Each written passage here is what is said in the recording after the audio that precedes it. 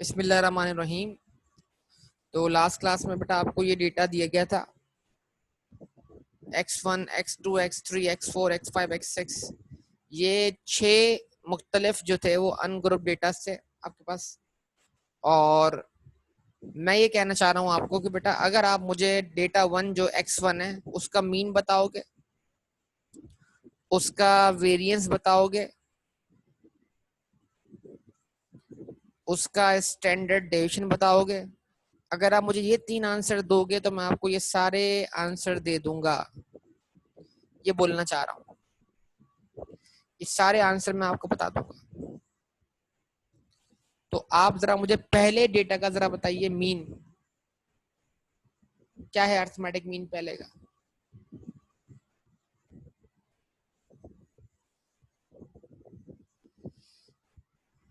बोलिए, बताइए। पहले डेटा का अर्थमेटिक मीन जो है वो क्या है?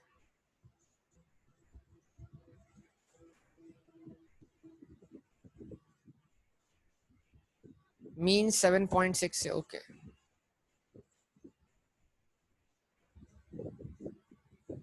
ओके जी, गुड। उसके बाद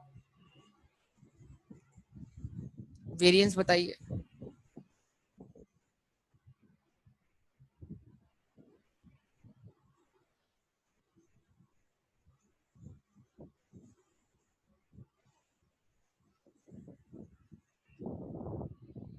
पहले डेटा का मीन और पहले डेटा का वेरिएंस बेटा।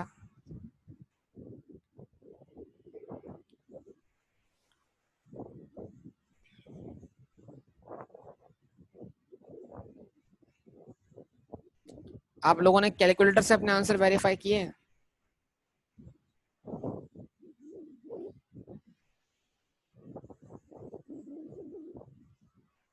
आप लोग पता नहीं क्या कर रहे हैं, समझ नहीं आ रहा, इतने सारे आंसर आ रहे हैं।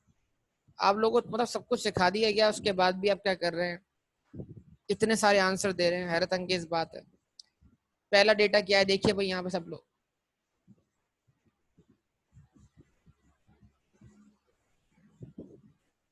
यहाँ फ्रीक्वेंसी खुली हुई है, मैं फ्रीक्वेंसी पहले ऑफ करता हूँ। शिफ्ट 1, शिफ्ट में गया और मोड में गया, डाउन एरो प्रेस किया, 4th number state, number 2 press किया, फ्रीक्वेंसी ऑफ हो गई। फिर मोड में गया, स्टेट में गया, 1 माइनस वेरिएबल में गया। अब डेटा फीड कर रहा हूँ आपके सामने में। 2, 5, 7, 10, ये डेटा है ना आपके पास। 2, 5, 7, 10, 14।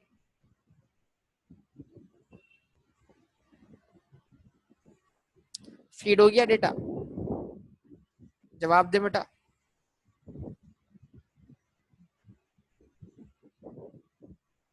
एसी प्रेस किया, शिफ्ट 1 में चले गए, 4th में चले गए, वेरिएबल नंबर 2 इसका मिल गया, अर्थमेटिक मीन 7.6 आ गया।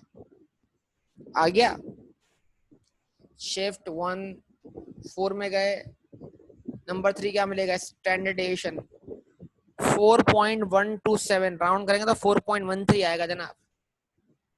ये स्टैंडर्ड डेविएशन का आंसर है।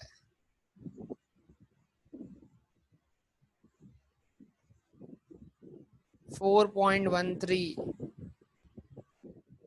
ठीक है जी। अब इसका स्क्वायर ले लेंगे तो क्या मिल जाएगा आपको, वेरिएंस 17.04।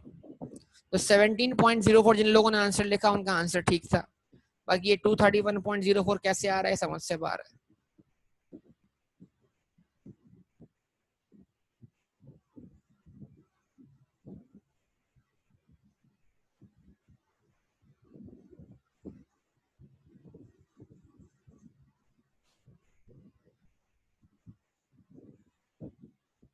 ठीक है जी, ये आंसर आ गया आपके पास। अब मैंने तो आपसे मांगा था आंसर, कैलकुलेट मुझे खुद करना पड़ गया, फायदा क्या हुआ? मैंने ये बोला था कि आप मुझे ये आंसर दें 3, तो मैं आपको बगैर कैलकुलेशन के ये सारे आंसर दे दूंगा। ये बात चल रही थी, लेकिन ये बात जब हो ना आपसे, जब आप मुझे आंसर्स दें।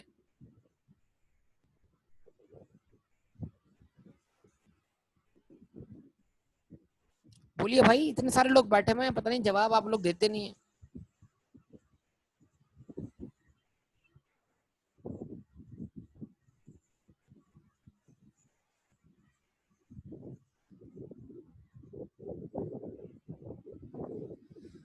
जी बताइए बेटा। अब क्या करें, शुरू करूं आंसर्स देना मैं अपने? रिस्पॉन्स दीजिए, रिस्पॉन्स।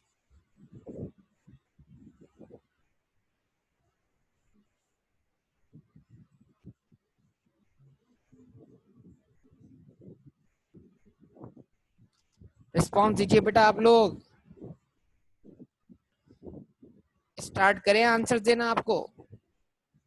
हाँ जी, ओके।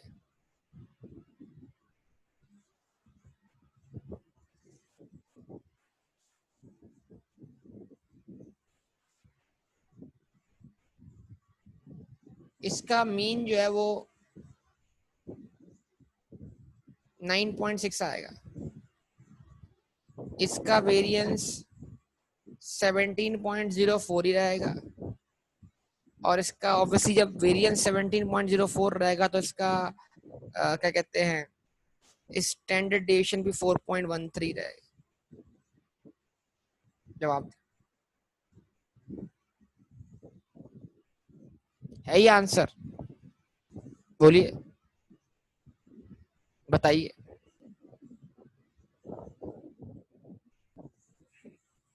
पता नहीं सर।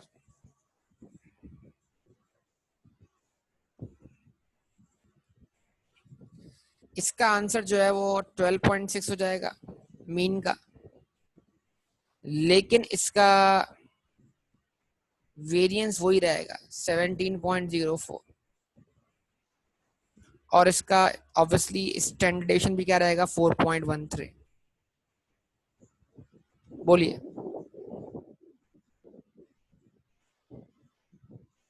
बताइए।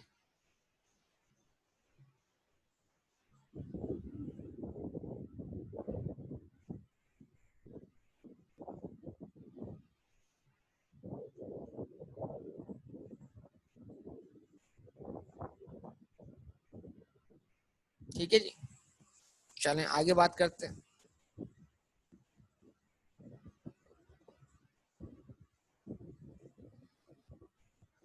इसका मीन हो जाएगा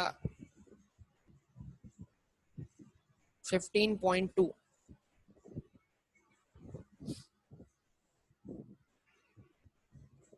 इसका वेरिएंस हो जाएगा 68.16। और इसका स्टैंडर्डेशन हो जाएगा 8.26। बताइए।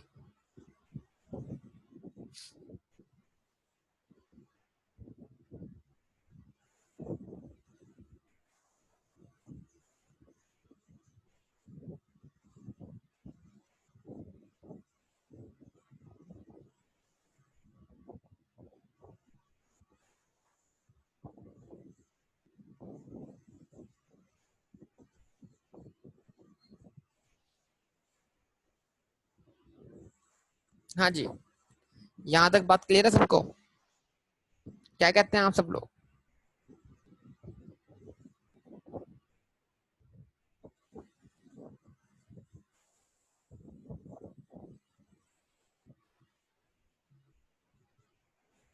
इसका मीन हो जाएगा 22.8। यस।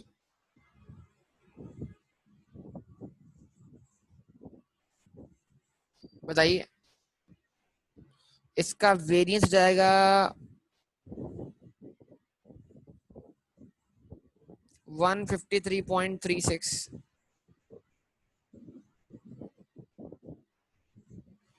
इसका स्टैंडर्डेशन हो जाएगा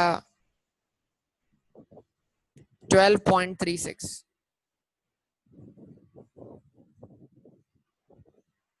बोलिए।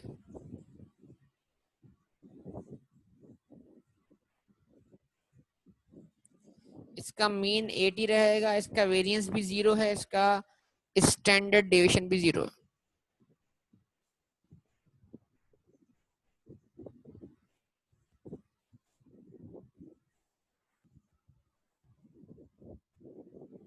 अब सवाल है कि भाई मैं ये कैसे फिल कर रहा हूँ। अभी तुम आपके सामने नहीं हूँ, क्लास में तो फिर मैं आपके सामने फिल कर रहा होता, आपको दिख रहा होता है मैं कैसे कर रहा हूँ सॉल्व ये।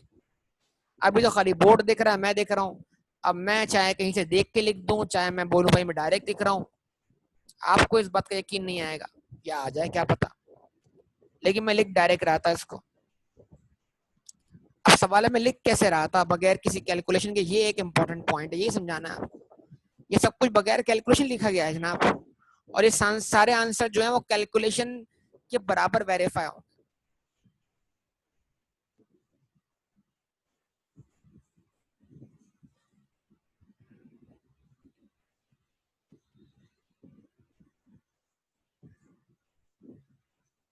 ठीक है,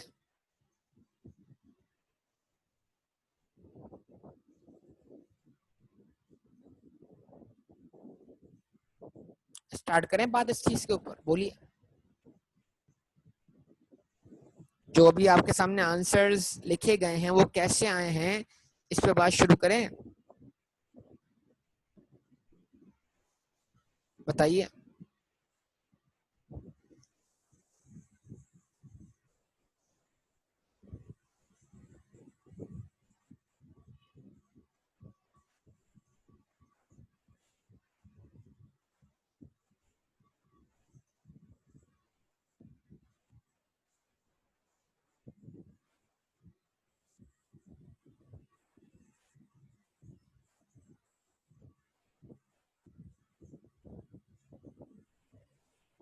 चेंज ऑफ ओरिजिन, क्या टर्म इस्तेमाल किया? Change of origin.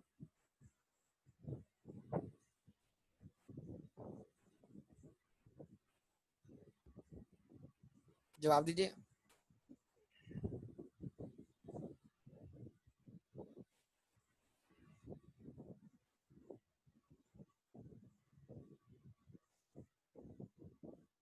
क्या होता है चेंज ओरिजिन? एडिशन और subtraction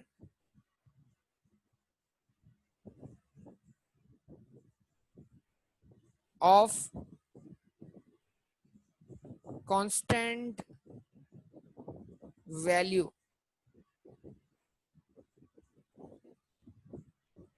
from all values of observations.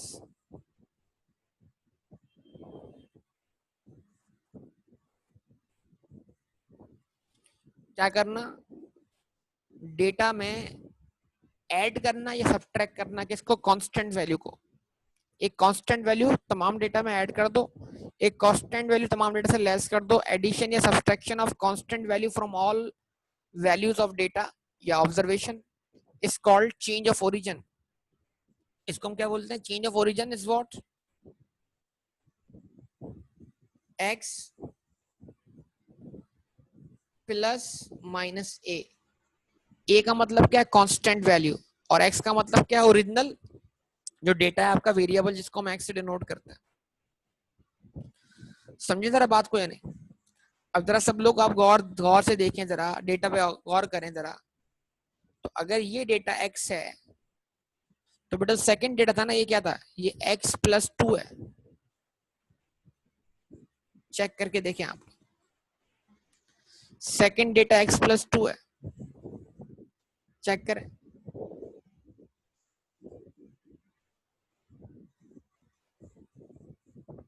बताइए बेटा, जवाब दीजिए।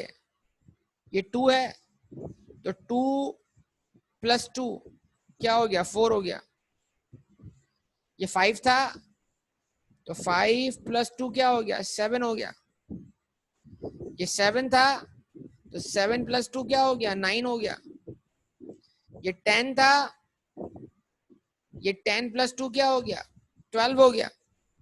ये 14 था, ये 14 प्लस 2 क्या हो गया, 16 हो गया। तो हमने क्या कर दिया, डेटा की तमाम वैल्यूज में कांस्टेंट क्वांटिटी 2 के नाम से क्या कर दिया, ऐड कर दिया, यस और नो। तो x2 जो डेटा है वो क्या है, चेंज ऑफ ओरिजिन है, किसका, x1 का। ये बताइए आप में से कितने लोगों ने ऑब्जर्व किया था कि इन तमाम चीजों का आपस में कोई ताल्लुक है,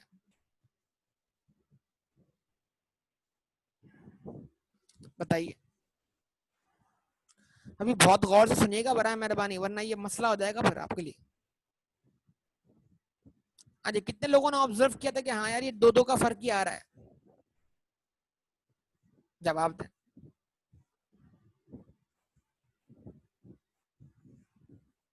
सोचिए।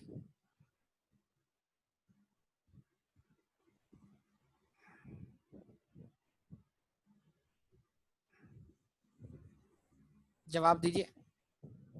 चलें आगे ऑब्जर्व करते हैं। ये जो x3 था ना बेटा, ये x+5 है, यानी ओरिजिनल डेटा में अगर आप 5 का करते हैं, ऐड करते हैं, तो ये आपको डेटा x3 बन जाएगा। ये 2 था तो 2 + 5 7, ये 5 था, 5 + 5 क्या हो गया, 10। ये 7 था तो 7 + 5 क्या हो गया, 12। ये 10 था तो 10 + 5 क्या हो गया, 15। ये 14 था तो 14 + 5 क्या हो गया, 19। और फिक्र कर लें।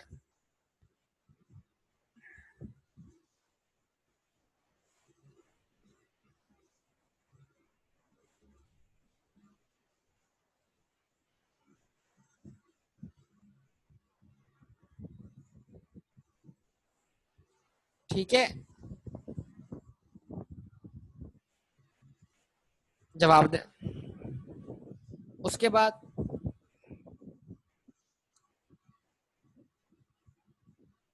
जैसा x2 था वैसा x3 है।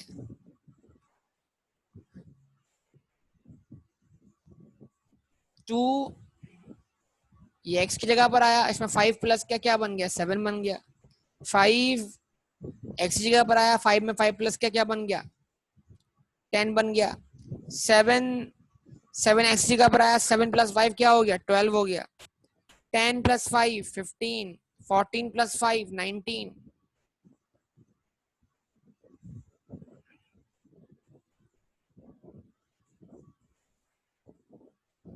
अच्छा जी, उसके बाद अगली टर्म है चेंज ऑफ स्केल।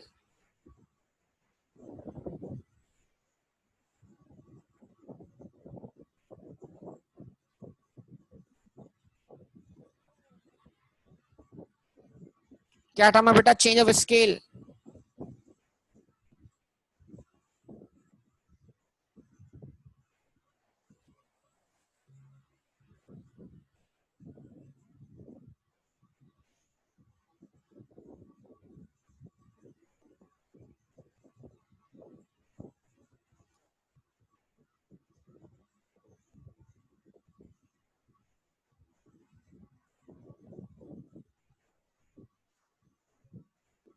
अब ये क्या है, change of scale. When all observations are multiplied or divided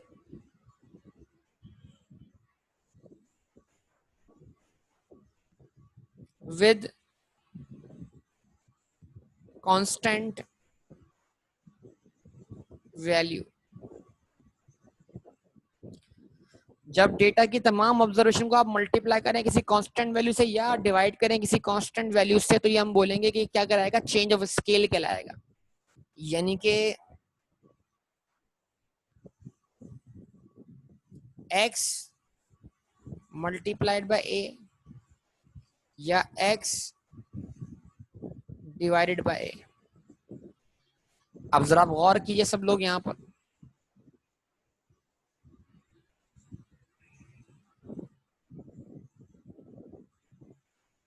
ये x मल्टीप्लाई बाय 2 है। चेक करें सब लोग, बताइए। देखिए ओरिजिनल डेटा ये है ना x, रिस्पॉन्स दीजिए बेटा। तो 2 x की जगह पर आया, 2 मल्टीप्लाई बाय 2 क्या हो गया, 4 हो गया। 5 x की जगह पर आ गया, 5 मल्टीप्लाई बाय 2 क्या हो गया, 10 हो गया। 7 x की जगह पर आ गया, 7 मल्टीप्लाई बाय 2 क्या हो गया, 14 हो गया।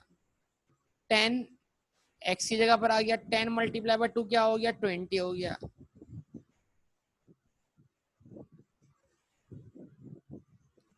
14 मल्टीप्लाई बाय 2 28। बोलिए यस और नो।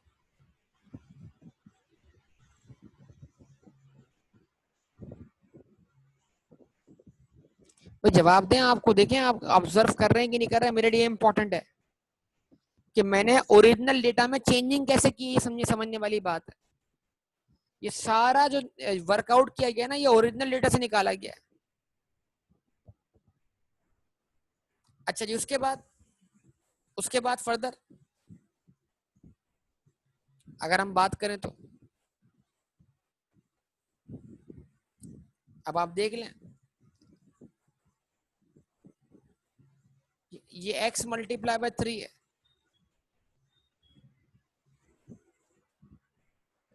ये x मल्टीप्लाई बाय 3 है। क्या मतलब x मल्टीप्लाई बाय 3 है,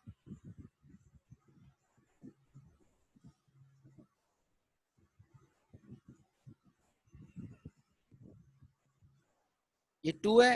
2 multiply by 3 6, 5 multiply by 3 15, 7 multiply by 3 21, 10 multiply by 3 30, 14 multiply by 3 42।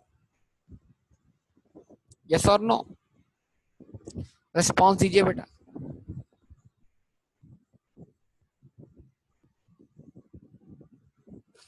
तो x2 और x3 चेंज ऑफ ओरिजिन है, x4 और x5 जो है चेंज ऑफ स्केल है।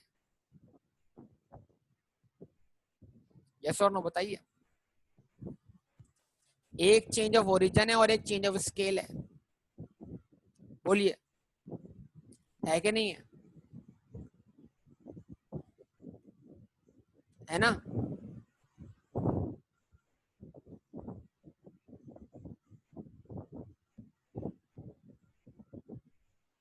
ऐसे ही है।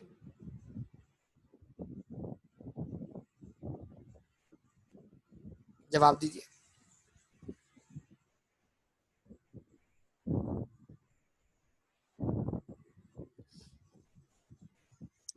अब चेंज ऑफ ओरिजिन और चेंज ऑफ स्केल का इफेक्ट समझना है मीन पर, वेरिएंस पर और स्टैंडर्ड डेविएशन पर। यस और नो बताइए।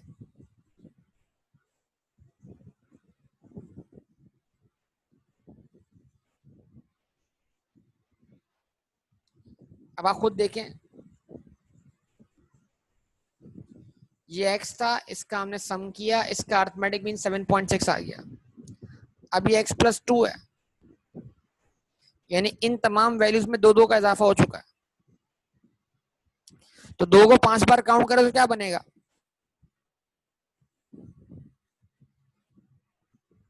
और उसको डिवाइड बाय 5 करें तो आंसर क्या आएगा,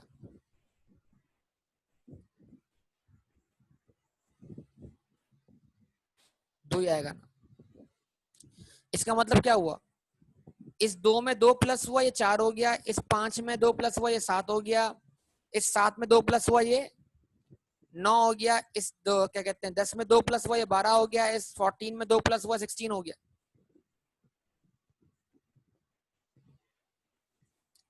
तो इसमें मौजूद इन सब का मीन तो यही रहा, लेकिन जो 2 2 का इजाफा हुआ है उसका मीन 2 आ गया, मतलब ये 7.6 जो है वो 2 से बढ़ के कितना हो गया, 9.6 हो गया।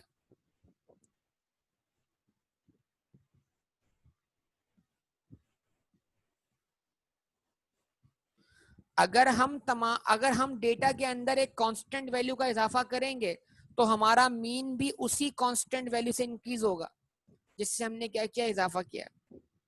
तो अगर ये डेटा x+2 है तो फिर इस डेटा का जो मीन है वो ओरिजिनल मीन +2 है। यस और नो, रिस्पॉन्स दीजिए, बताइए कि बात समझ में आती है कि नहीं आती, बोलिए। मैं सबसे बात कर रहा हूं बेटा, सबसे, हर एक शख्स से। यानी डेटा में जब आप किसी कांस्टेंट वैल्यू का इजाफा करेंगे तो आपका मीन भी उसी कांस्टेंट वैल्यू से इंक्रीज होगा। तो जैसे ही आपने 7.6 मुझे बताया था ना यहाँ पर, तो मुझे पता था ये सारी वैल्यूज जो हैं वो 2 से बड़ी हैं, तो मैंने क्या किया, मैंने 7.6 में 2 प्लस किया, मैंने आपको डायरेक्ट आंसर बता दिया।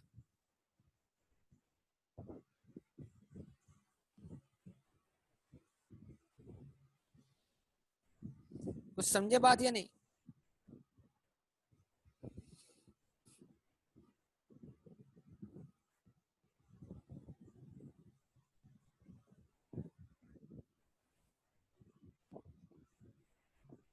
बताइए।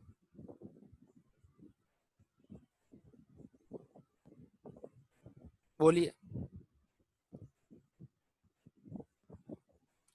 अच्छा जी, उसके बाद ये क्या था, x+5 था। तो इन तमाम ऑब्जर्वेशन में 5-5 का इजाफा हुआ है। तो मैंने बोला अगर इन तमाम ऑब्जर्वेशन के अंदर ओरिजिनल डेटा के मुकाबले में 5-5 का इजाफा हुआ है तो जो इसका मीन होगा वो 7.6 + 5 होगा।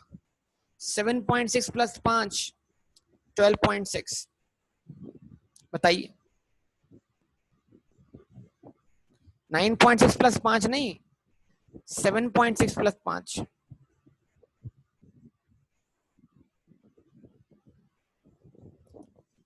कुछ समझे बात या नहीं?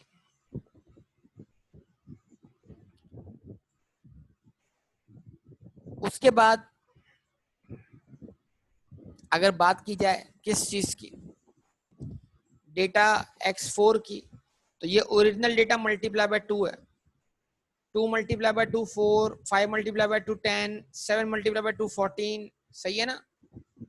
तो हमने कहा जनाब जब ये ओरिजिनल डेटा का मीन 7.6 है और ये पूरा डेटा मल्टीप्लाई बाय 2 हो चुका है तो इसका मीन भी मल्टीप्लाई बाय 2 हो जाएगा। तो 7.6 जरा मल्टीप्लाई बाय 2 करके देखिए। 7.6 मल्टीप्लाई बाय 2,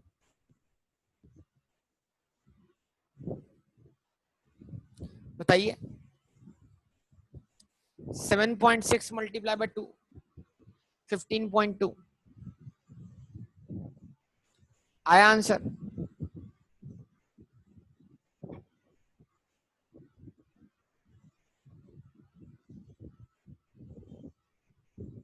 बोलिए।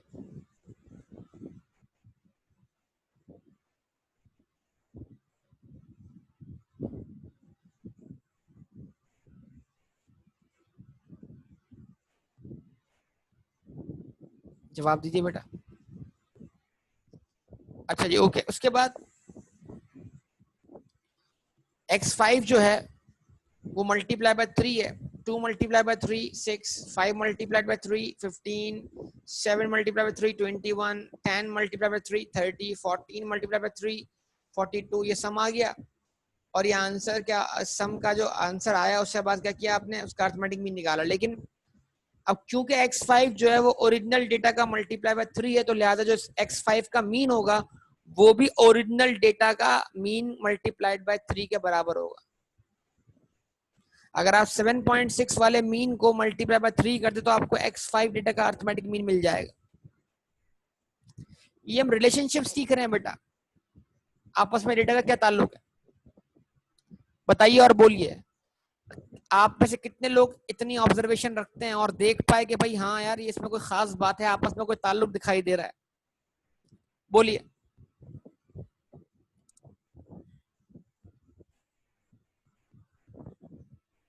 बताइए।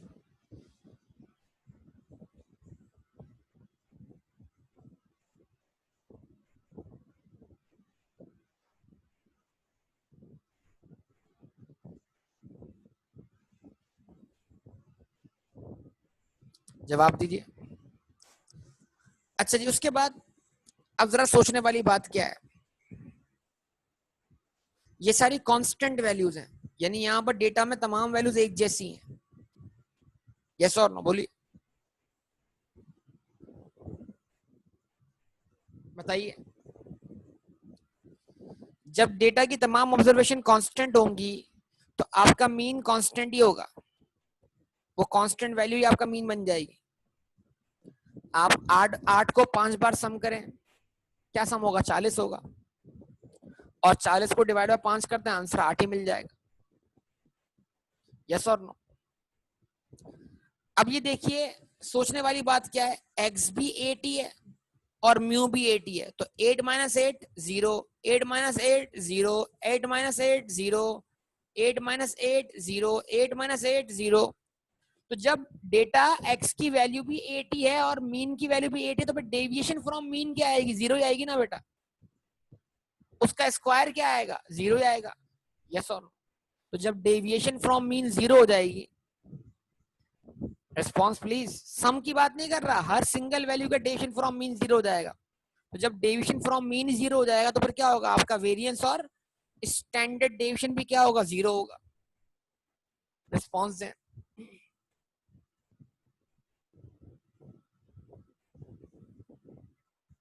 सही है?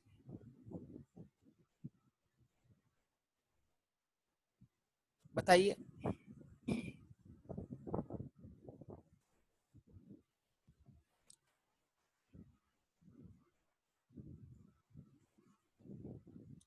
सही है।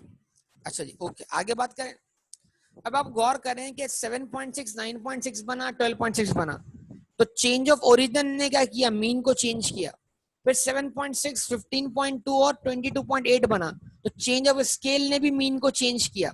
यानी हम ये बोलेंगे चेंज ऑफ ओरिजिन और चेंज ऑफ स्केल दोनों अर्थमेटिक मीन में चेंज आने की वजह बनेंगे। जवाब दे।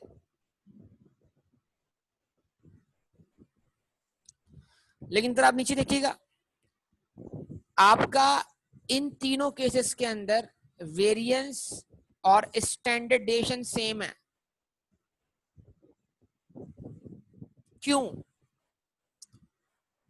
यानी चेंज ऑफ ओरिजिन का एडिशन और subtraction of a constant value का वेरिएंस और स्टैंडर्ड डेविएशन पे कोई इंपैक्ट नहीं पड़ा, वो आपका अनचेंज रहा। सोचिए क्यों, ऐसा क्यों है?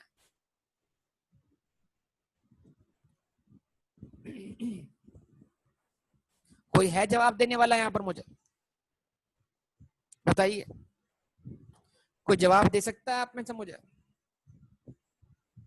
कोई है रिस्पॉन्स देने वाला?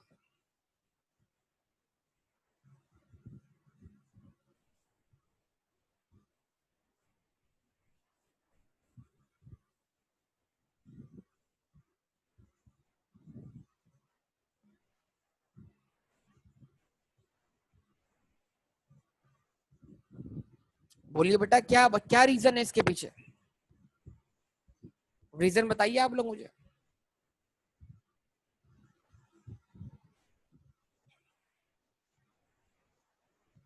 रीजन बताएंगे आप लोग मुझे इसके पीछे?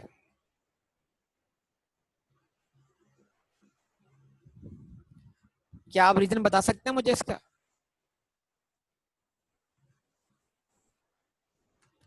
बड़ा आसान सा रीजन है।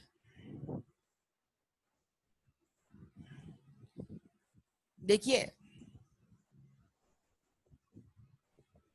जो इजाफा डेटा में हुआ है वो इजाफा मीन में हुआ है। फिर रिस्पॉन्स प्लीज, रिस्पॉन्स चाहिए, आपकी पार्टिसिपेशन चाहिए बहुत ज्यादा। जो इजाफा मीन में हुआ है, वो जो इजाफा डेटा की वैल्यू में हुआ है वो इजाफा मीन में हुआ है। जो इजाफा डेटा की वैल्यू में हुआ है उतना ही इजाफा मीन में हुआ है। तो जब मैं x माइनस म्यू निकालूंगा तो डिफरेंस क्या रहेगा? सेम नहीं रहेगा। जो दो इसमें बड़ा है वो दो इसमें भी तो है ना, तो दो से दो कैंसिल नहीं हुआ। जो दो इसमें बड़ा है वो दो इसमें भी है, जो दो इसमें बड़ा है वो दो इसमें भी है, जो दो इसमें बड़ा है वो इसमें भी है, और जो दो इसमें बड़ा है और इसमें भी है। तो जो 2 का इजाफा डेटा में हुआ है वही 2 का इजाफा मीन में हुआ है। जब x माइनस म्यू निकाला जाएगा, जब डेविएशन फ्रॉम मीन निकाली जाएगी, तो डेविएशन फ्रॉम मीन का आंसर वही रहेगा, सेम रहेगा। मतलब आप अगर इसका x माइनस म्यू का कॉलम बनाओ, इसका x माइनस म्यू का कॉलम बनाओ और इसका x माइनस म्यू का कॉलम बनाओ, वो कॉलम का आंसर सेम होगा, सेम होगा, चेक कर लो। यानी इन तीनों की डेविएशन फ्रॉम मीन जो होगी वो सेम होगी। भाई सुन रहे हो आप लोग मैं क्या बोल रहा हूं? ये आपको प्रैक्टिकली परफॉर्म करके देखना चाहिए कि सर जो बोल रहे हैं वो बात सच है कि नहीं।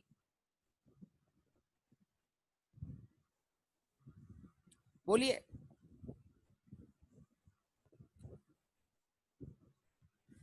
तो जो 2 और 7.6 का डिफरेंस है वही 4 और 9.6 का डिफरेंस है, वही 7 और 12.6 का डिफरेंस है। जो 5 और 7.6 का डिफरेंस है वही 7 और 9.6 का डिफरेंस है, वही 10 और 12.6 का डिफरेंस है, एंड सो ऑन। यानी x1, x2 और x3 का x माइनस म्यू का कॉलम बना के देख लीजिए, आंसर सेम दिखाई देगा।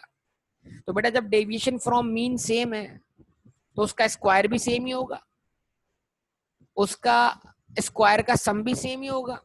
जब स्क्वायर का सम सेम होगा तो उस स्क्वायर का स्क्वायर डेविएशन फ्रॉम मीन का जो अर्थमेटिक मीन होगा यानी कि वेरिएंस वो भी सेम होगा।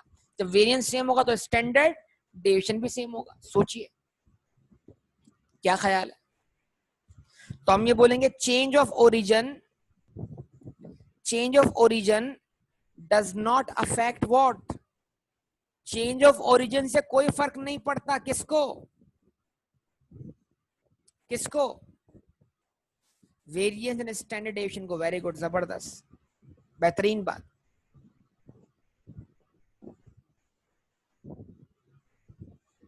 सही है।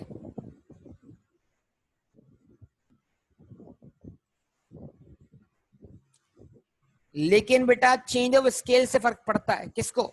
देख लो। अब इसके मुकाबले में ये आपके सामने है वेरिएंस और स्टैंडर्ड डेविएशन। तो चेंज ऑफ स्केल से फर्क पड़ता है। किसको फर्क पड़ता है? चेंज ऑफ स्केल से किसको फर्क पड़ता है? अर्थमेटिक मीन को तो पड़ गया फर्क, है तो पुरानी बात हो गई, नई बात करें ना। अभी बात किसकी हो रही है? वेरिएंस और स्टैंडर्ड डेविएशन। पड़ता है कि नहीं पड़ता फर्क?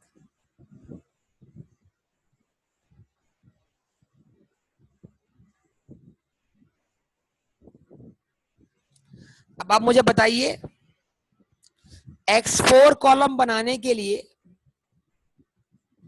x4 कॉलम बनाने के लिए, बोलिए बेटा, x4 कॉलम बनाने के लिए x1 वाले कॉलम में क्या चेंज लाया गया बताइए जरा। आप सब लोग टाइप करके बताएंगे मुझे। x4 वाला कॉलम बनाने के लिए x1 के कॉलम में क्या इफेक्ट लिया गया है? मल्टीप्लाई बाय 3 कर दिया, मल्टीप्लाई बाय 2 कर दिया। जबरदस्त। अच्छा जी, ओके, याद है सबको? मल्टीप्लाई बाय 2 कर दिया, पक्का कंफर्म? अच्छा बता, 2 का स्क्वायर क्या होता है? जब तुम इसका निकालोगे वेरिएंस तो तुम्हें इसका स्क्वायर लेना पड़ेगा ना। 2 का स्क्वायर क्या होता है? 4 होता है, पक्का? अब जरा इस 4 को 17.04 से मल्टीप्लाई कर दो। 17.04 को 4 बार काउंट कर लो, 17 और 17 34, और फिर 2 बार 34 और काउंट कर लो, तो 68, और 4 इंटू 4 16, यानी 1.16 ये आ गया। तो 68.16 ये रहा आंसर।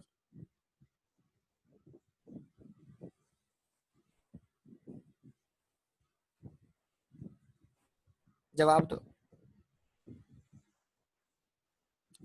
यानी जब चेंज ऑफ स्केल होगा तो आपका ओरिजिनल वेरिएंस उस कांस्टेंट वैल्यू के स्क्वायर से मल्टीप्लाई हो जाएगा, स्क्वायर से। तो कांस्टेंट वैल्यू क्या थी? 2, 2 का स्क्वायर क्या था? 4। तो ओरिजिनल वेरिएंस को मल्टीप्लाई बाय 4 कर दिया या 2 के स्क्वायर से मल्टीप्लाई कर दिया, तो आंसर 68.16 आ गया। यस और नो? बोलिए, जवाब दीजिए। आया कि नहीं आया?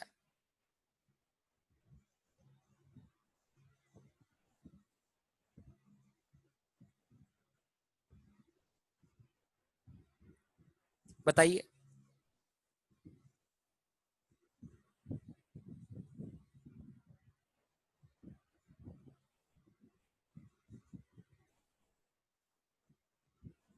उसके बाद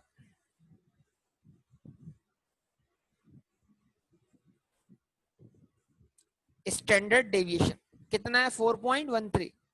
क्योंकि स्टैंडर्ड डेविएशन जो है वो स्क्वायर रूट निकालने के बाद है, तो लिहाजा इसको फाइंड करने के लिए आप क्या करेंगे, जो आपका चेंज ऑफ स्केल का वैल्यू है, कांस्टेंट वैल्यू है, उसी से क्या कर देंगे, मल्टीप्लाई कर देंगे। 4.13 मल्टीप्लाई बाय 2,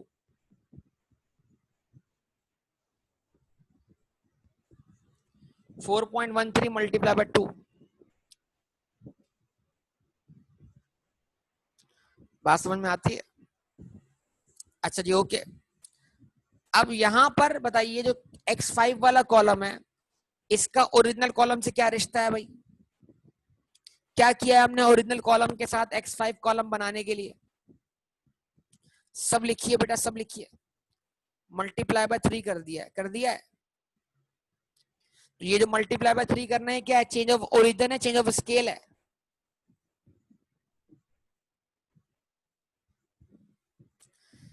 ये मल्टीप्लाई बाय 3 करना चेंज ऑफ ओरिजिन है, चेंज ऑफ स्केल है, चेंज ऑफ स्केल है। गुड, जबरदस्त, बेहतरीन। तो अब बताओ जरा, वेरिएंस तो स्क्वायर होता है ना, तो 3 का स्क्वायर निकालो पहले। 3 का स्क्वायर क्या होता है? 9 होता है, पक्का? अब क्या करो, जरा इस ओरिजिनल वेरिएंस को मल्टीप्लाई बाय 9 कर दो, यानी 3 के स्क्वायर से मल्टीप्लाई कर दो। 17.04 मल्टीप्लाई बाय 3 का स्क्वायर यानी कि 9। चेक करो आंसर, ये आंसर मिलेगा।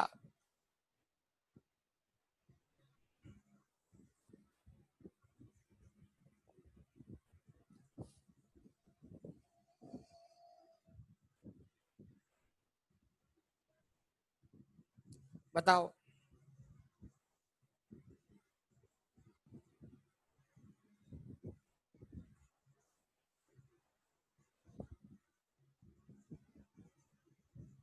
ऐसा ही है।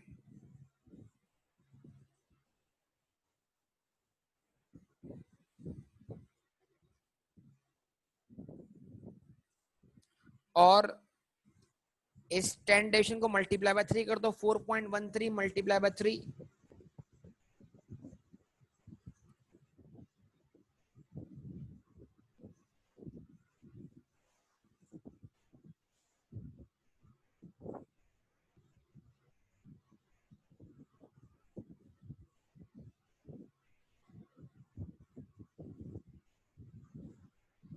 जवाब दो बेटा, जवाब दो।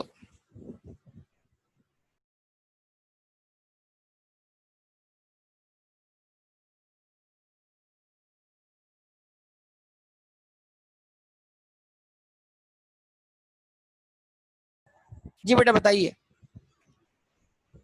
तो 4.13 को मल्टीप्लाई किससे किया आपने? 3 से, तो आंसर क्या बना? 12.36 बन गया। यस और नो बोलिए, जवाब दीजिए।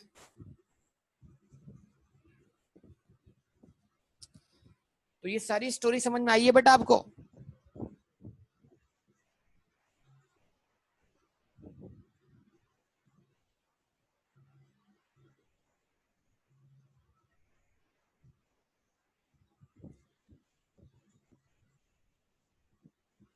इस 12.39।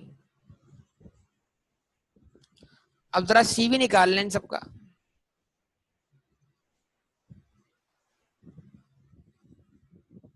सीवी बताइए, सीवी का वैल्यू बताइए। 4.13 डिवाइडेड बाय 7.6,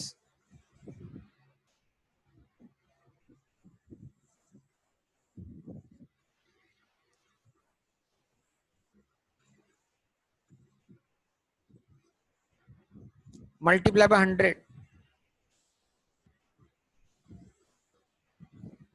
हाँ जी, यानी कि क्या आंसर बना 54.34%।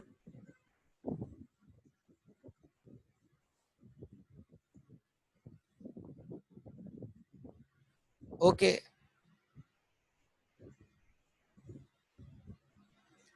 4.13 मल्टीप्लाई बाय 9.6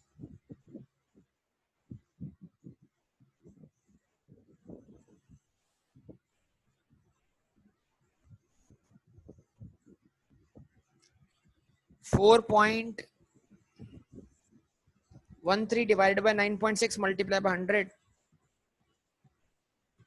39.64। ओके जी। उसके बाद गलत है ये। यार आप लोग पता नहीं क्या कर रहे हो भाई।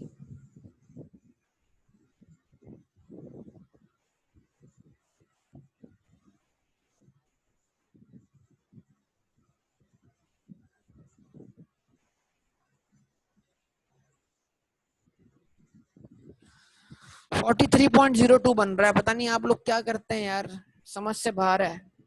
हर किसी के अपने अपने आंसर हैं।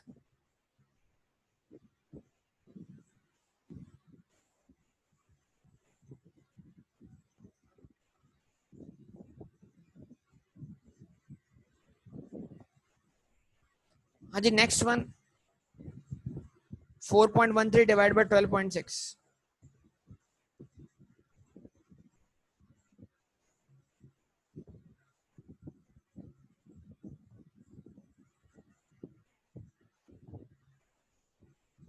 32.78।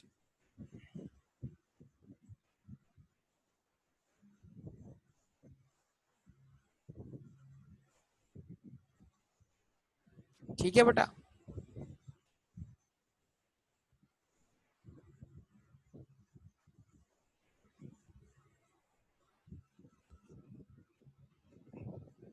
जवाब दे बेटा।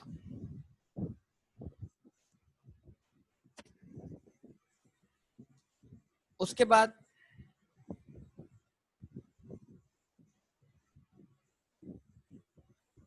8.26 डिवाइड बाय 15.2 मल्टीप्लाई बाय 100। इस पे कोई फर्क नहीं पड़ा। 54.34%।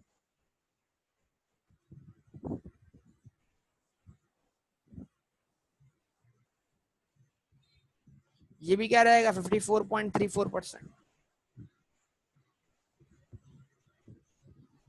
क्या वजह है इसकी बताइए। और ये तो बिल्कुल क्या हो जाएगा, जीरो ही रहेगा।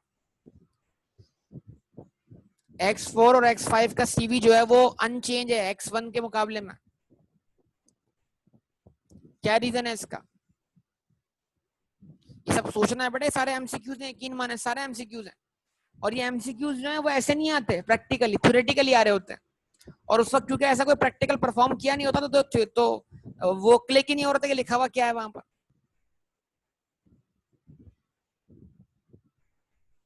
बोलिए बेटा, बताइए मुझे आप लोग। रिस्पॉन्स है बेटा, रिस्पॉन्स। कैसा क्यों हो रहा है?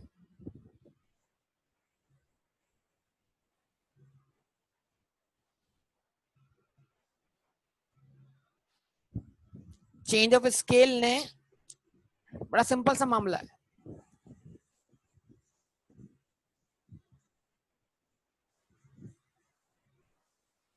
जब आपने सीवी निकाला पहला वाला तो आपने कहा 7.6 डिवाइडेड बाय,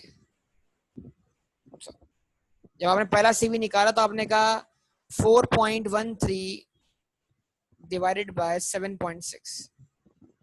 ऐसे ही जब आपने ये वाला सीवी निकाला तो आपने कहा 8.26 डिवाइडेड बाय व्हाट 15.2। अब दोनों की खास बात करी, ये भी मल्टीप्लाइड बाय 2 था और ये भी मल्टीप्लाइड बाय 2 था। अगर मैं क्या करता हूं, दोनों में से 2 कॉमन ले लेता हूं तो क्या होगा? अगर मैं 2 कॉमन लिया मैंने यहां से तो ये बचा क्या? ये बचा 4.13। अगर मैं डिनोमिनेटर में से भी 2 कॉमन लूं तो क्या बचा बेटा? ये बचा क्या 7.6। अब क्या हुआ भाई, अब यही हुआ ना कि 2 से 2 कैंसिल हो गया, खत्म हो गई बात। तो इसलिए अब आपका आंसर जो है वो 4.13 डिवाइड बाय 7.6, यानी कि ये आंसर और ये सारे आंसर क्या हुए, बराबर हुआ। क्योंकि दोनों केसेस में यहाँ मीन भी मल्टीप्लाइड बाय 2 है और स्टैंडर्ड डेविएशन भी मल्टीप्लाइड बाय 2 है। यहाँ मीन भी मल्टीप्लाइड बाय 3 है और स्टैंडर्ड डेविएशन भी मल्टीप्लाइड बाय 3 है। तो जब किसी भी फ्रैक्शन के न्यूमरेटर को और डिनोमिनेटर को सेम वैल्यू से मल्टीप्लाई किया जाएगा तो उनका इफेक्ट तो कैंसिल हो ही जाएगा ना बेटा, यस और नो। रिस्पॉन्स है, रिस्पॉन्स भाई, रिस्पॉन्स, मजाक बातें नहीं है ये, बताइए आप लोग।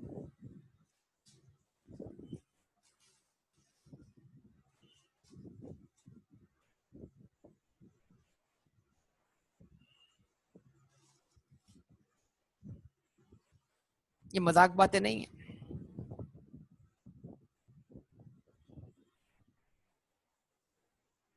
अभी आपके ऊपर डिपेंड करता है। अब इसको, अब इसके अंदर हमें क्या करना है, पॉइंट्स कंक्लूड करना है।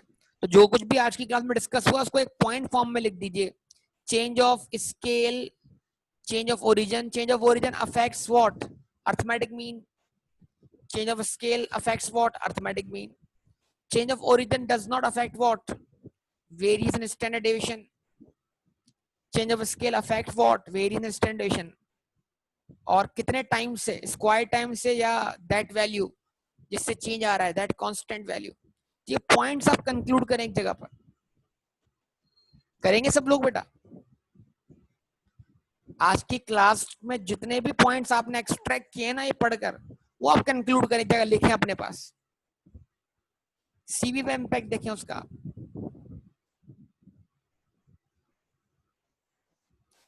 ठीक है, तो फिर मैं इसको अगली क्लास में आपको लिखवाता हूँ और बताऊंगा। फिर आपके पॉइंट्स और मेरे पॉइंट्स हम क्या करेंगे, मैच करेंगे। लेकिन अगर आप कुछ लिख के नहीं आएंगे तो फायदा नहीं होगा कि आप कितनी बातें एक्सट्रैक्ट कर पाते हैं, हमने कितनी बातें एक्सट्रैक्ट की इसमें से, इसका फर्क देखना है हमने। ठीक है, तो इंशाल्लाह बाकी गुफ्तगू आपसे अगली क्लास में होगी, लेकिन ये बड़ा इंपॉर्टेंट एरिया है और इस पे अच्छे खासे एमसीक्यूज आते हैं बेटा, पहले बता दूं मैं आपको। ठीक है जी, ओके, अल्लाह हाफिज।